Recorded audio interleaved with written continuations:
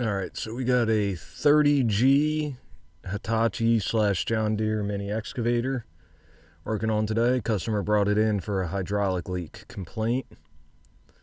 So we're getting the boom in place now to prepare to jack up on this. Alrighty, throw a couple blocks of wood under there just to protect all the linkage in the cylinder end from getting all marred up on the ground here. Get that in place. You're going to want to have your stick curled fully back and then put your boom as low as you possibly can to be able to get the cab up to the angle you need it at. So we'll drop it down nice and slow here. Sorry about that shaky camera. This is just a quick cell phone video I threw together. Alright, so we got 4 bolts on this front panel here. We'll go service manager speed on it. Now these front 4 bolts are going to pull that front cover out of the way, and then we'll be able to get going to put our handful of additional bolts we need to remove to jack the cab up. So we'll get there. Alrighty, and number 4. There we go. Get that out of the way. Throw it off to the side and we'll grab our cab jack.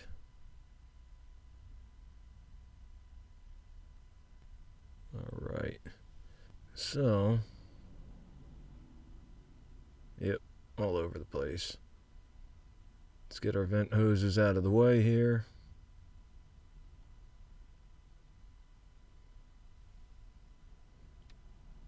And we're right behind this support bar here. It's going to lock into that hook there on the top. That sits directly on the cab. And then it's going to go against the counterweight base of the machine here. Now the downside is this bundle of hydraulic lines is pretty much right in the way, as you'll see in a minute here. So get the jack slid into place just to show you.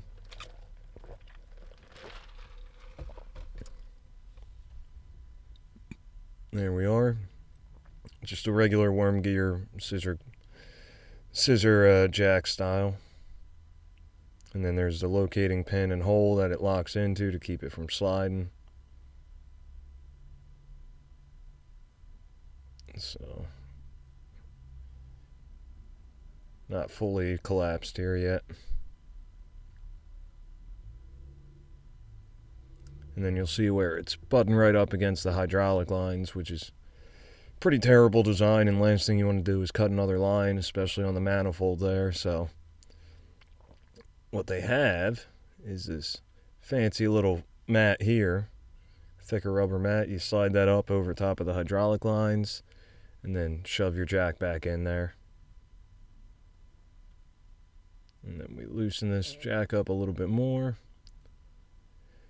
Once the zip tie's out of the way, it'll slide down in there pretty nice.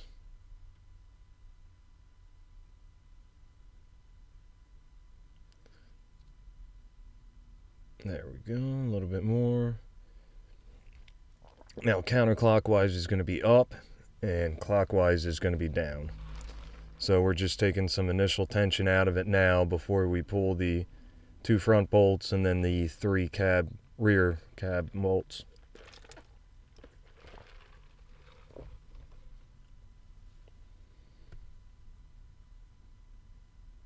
Alright.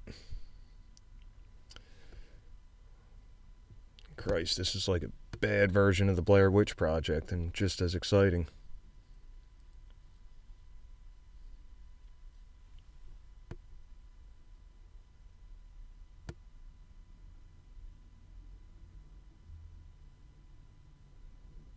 So, low jack equipped. So now we're going to pull our front cover here. All this cover does is just protect a couple control valves, and then encases the actual front hinges there. You want to make damn sure this is off, or else it will be a mess.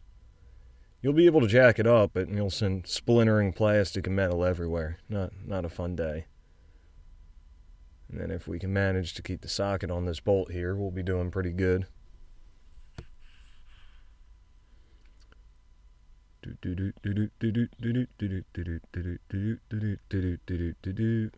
Come on now.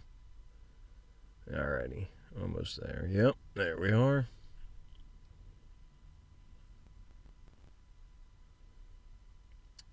And there's another manifold.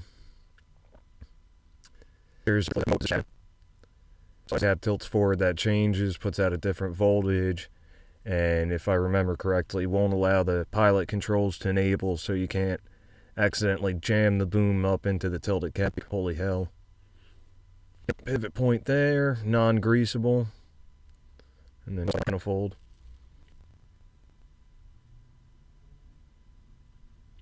Alright, now we got 5 bolts on the back side of the cab here. The 3 bolts that are uncovered are the ones we want to go for. The 2 with the red cap will actually allow part of the cab to separate from stuff. So we don't want to deal with that at all. We just want the uncovered ones. There's a little sticker on the back there. So we got the 3 bolts out. So we're going to yank them out of the machine. Make sure anything essentially come up and hit the glass there is gone. And take the customer's ratchet out of there. Nice.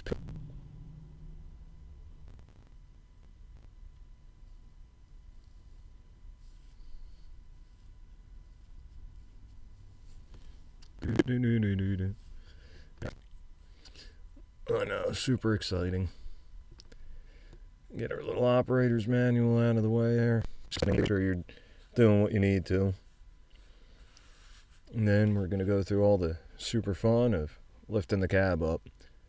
You can actually use electric impact on this or whatever. I prefer to just watch it. It's less sketchy on the ones that have a little more wear and tear, because they sometimes bind, and then you can relatively quickly put a dent in the floor. Its little bracket there. And then all that does is just, God forbid there's a failure in the jack, it keeps the whole cab from coming down on your head. So a little bit more, a little more. We're getting there. And there we are. Down, so weight sitting on the support with a little bit on the jack.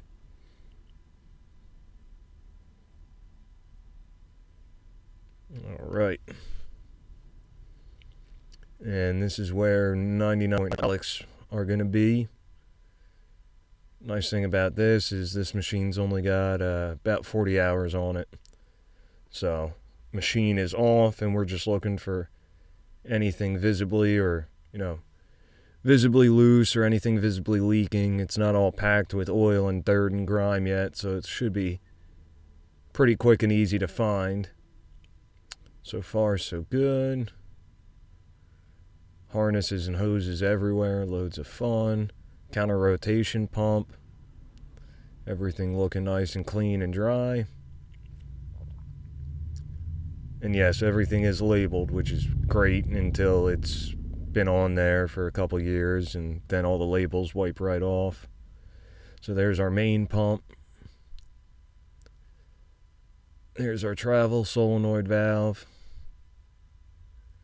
Additional valving there for the tracks, pilot lines and whatnot. Bottom of the machine's all dry here.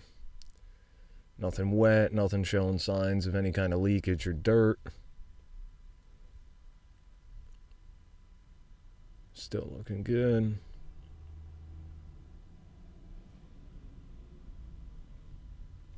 All right.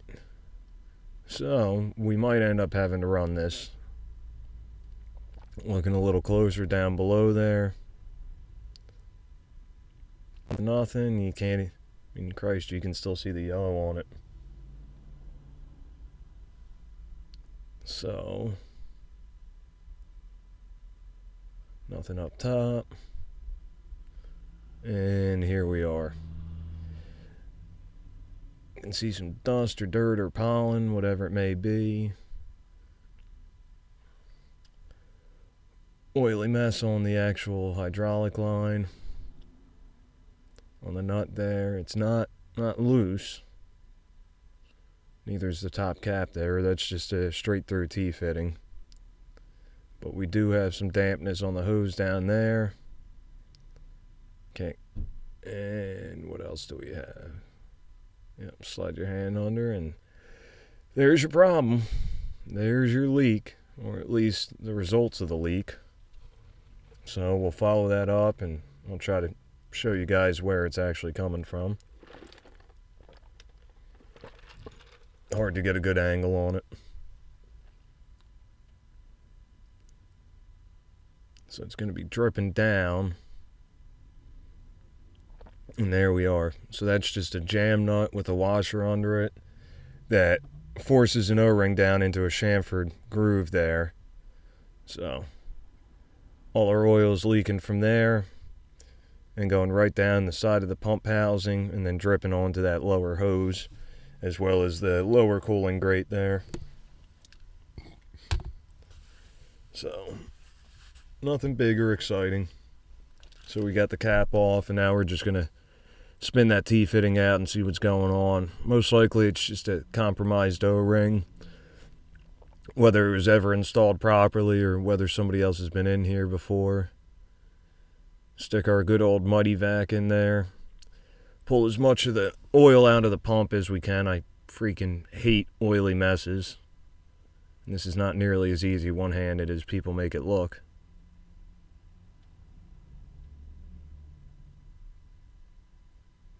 So, get that out and then we'll show you guys what this O-ring actually looks like.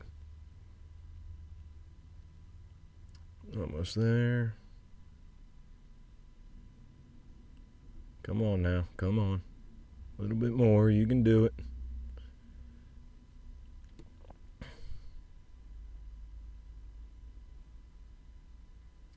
There we go. It should slide right off. Everything's nice and tight in here. Not a whole lot of room for error. So we'll get those lines capped off.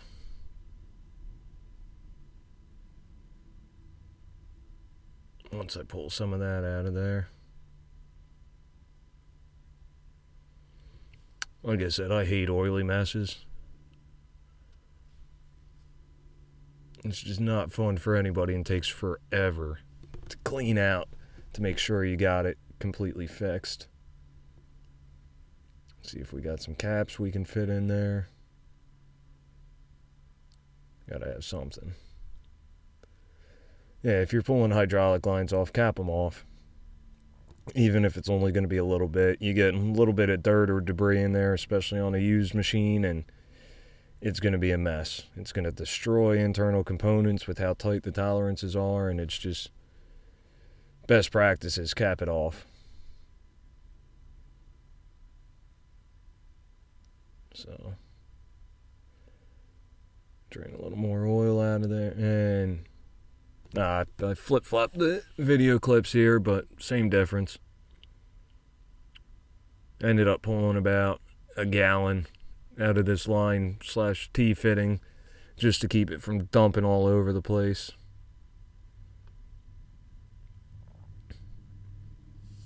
So, nice and clean, straight through T-fitting. That would be if you had any kind of auxiliary ports or manifolds that were coming out there. Spin the one off to the side, get our culprit out of the way. Yeah, hands of a surgeon, man. Hands of a surgeon. So, there you are. There's your O-ring, got jammed down into the washer. Somebody was in here before, most likely, because they did not install this properly. That O-ring should be sitting pretty damn close to those threads with that washer pushing down on it. That's just a spinning jam nut to get everything locked into position. And then we'll check out the actual bore and the threads to make sure there's no burrs or bits of crap in there that possibly could have caused the O-ring to fail, but pretty damn clean. Yep. Nothing you can feel with your hand. And that's about it. I'll take a look at this other one real quick, but not super concerned with it as it wasn't leaking. We will be replacing the O-rings on anything we took apart that had an O-ring, including this fitting. Now see how that sits a little further down and the jam nut's further down? That's how it should have been installed. So there you are. It's, 20 minutes out of my day. Exciting stuff, I know. Have a good one. Thanks for watching.